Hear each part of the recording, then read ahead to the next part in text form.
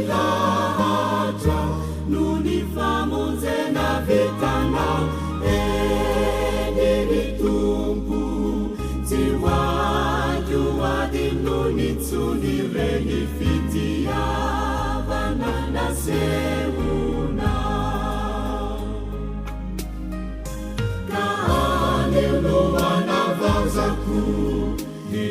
ifanompoko anao fa tsy ho voavaniko izay natolotrao ny fitiavana natolotrao ka raiso tompo ekeo resy anjakao ny fiainako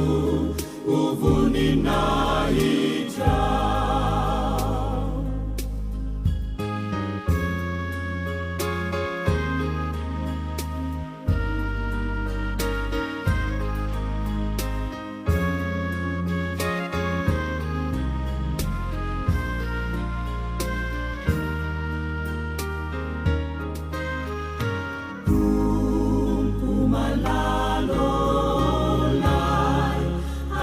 fijalina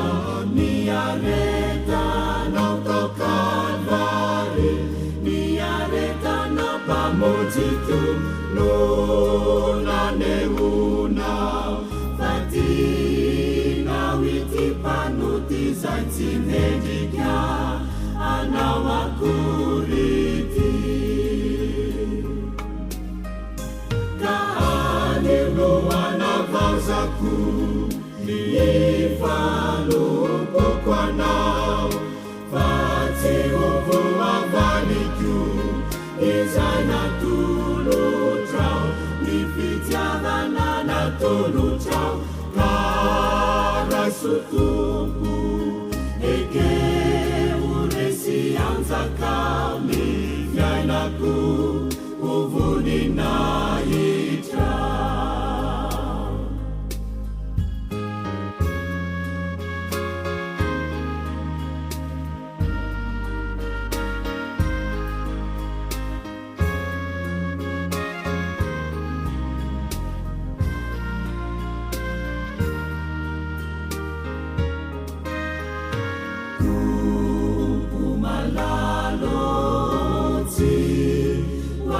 nukitsuni ni fitiavana natolotrao ni fitiavana natolotrao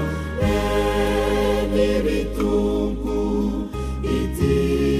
izao izako ambabonao favolona anao nisitraka ka aneo no anavazako ifanompoko anao fa tsy ho voavaniko izay natolotrao ny fitiavana natolotrao ka raiso tompo ekeo resy anjakao ny fiainako ho voninahitra